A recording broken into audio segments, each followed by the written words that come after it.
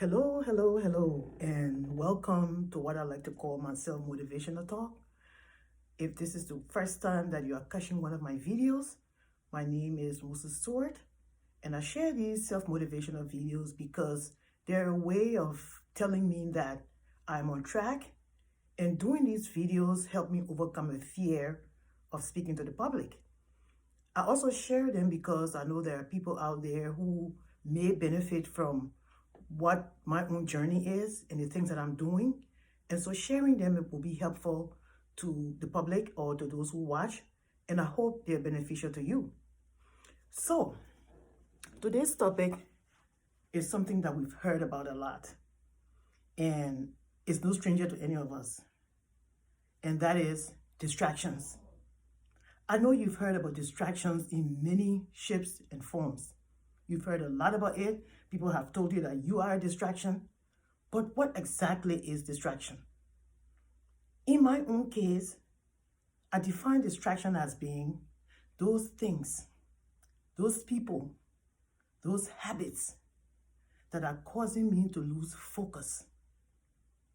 What I consider focus is directly linked to my goals. Because if I want to focus on something, I must have planned it and I want to pay attention to it. But what you consider as being a distraction has to be directly tied in to what you've identified as being your goal. Because it is only then that you can say, I don't want to be distracted by this because I'm planning to do that. So you have to be clear about that. What goals are you working on? What things are you working on?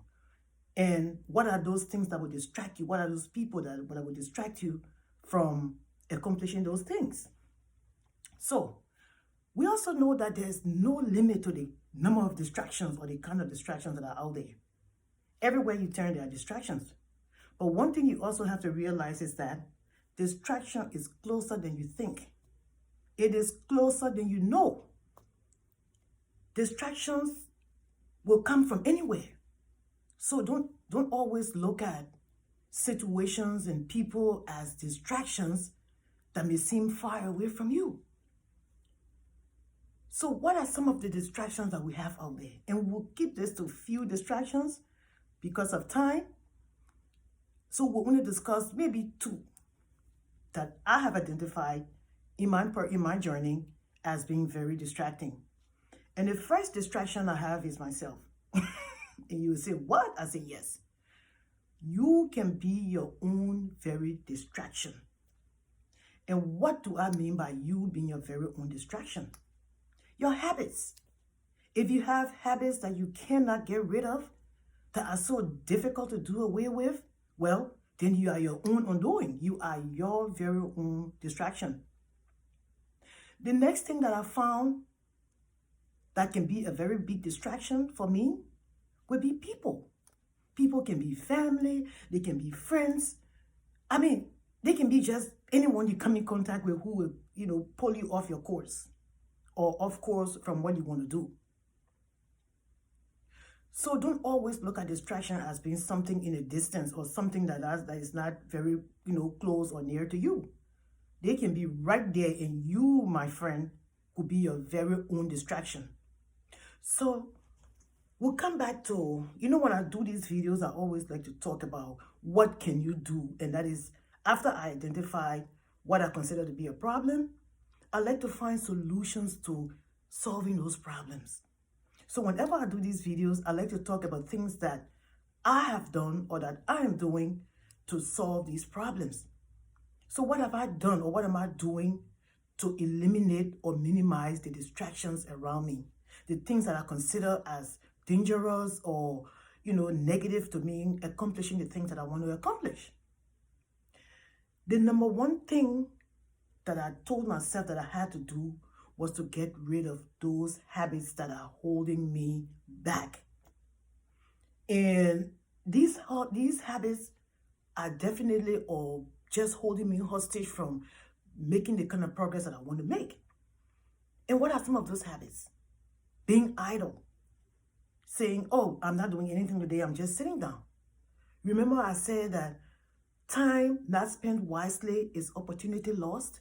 So you have to consider that every time you tell yourself, I don't want to do anything today, I just want to sit down and do nothing, that could be a missed opportunity. Or maybe you're someone who likes to just come home, grab the remote, and flip channels all day.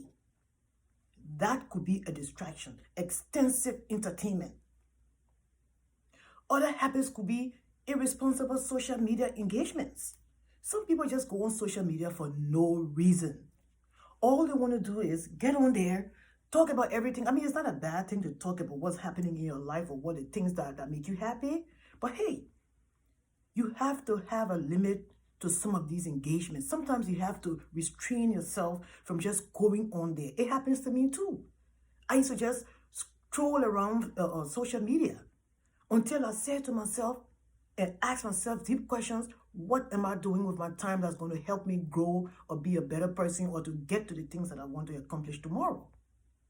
It was then that I realized that social media can be a very strong and very good platform to get the things I want done if I can use social media in the right way as I'm doing now.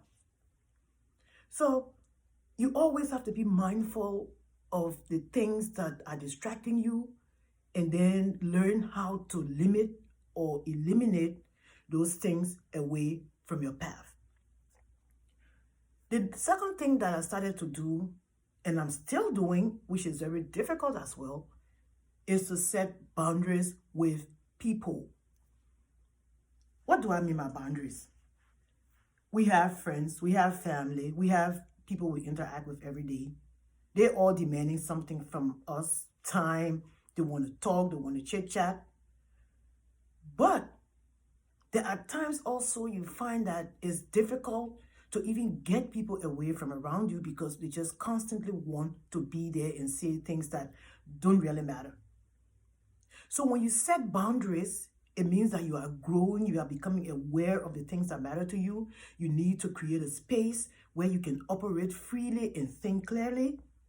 When you set boundaries, you learn to tell people no. You learn to say, I'm sorry, not today, or I don't think I can do that for you. You have to be honest, and it's upon you to tell them why you are telling them no. It's not because you hate them, but it's because you are in a period of growth. You are in a period where you are trying to get things done. Maybe they too will take cue and learn a lesson, from you about what you're doing. Tell them why you can't do this now. Tell them you're not cutting them off. You're not unfriending them. You're not going to be bothered with them. Don't tell them that. Just tell them that this is not the right time. So I have to tell you no. The third thing that I started to do, which has been very impactful for me, is to start to write down things. I think I mentioned that in one of my videos. Writing is powerful. When you write things down, you acknowledge it that you are taking it from your head onto paper. When you can visualize it, when you can see it, it's powerful. You can even write it on the board. I have several boards that I write things on. Write down things. Take a notebook. Make goals for yourself that you would do, that you will execute or implement, whether you want it daily, which I think is a little extreme. You can set weekly goals. You can set monthly goals. You can set quarterly goals. Just make sure you commit to working on those goals. That's the most important thing. If you begin to focus your attention on these things, limiting or getting rid of distractions, setting boundaries, and writing down your thoughts and turning them into goals, you will see that your life will begin to unfold in a different way.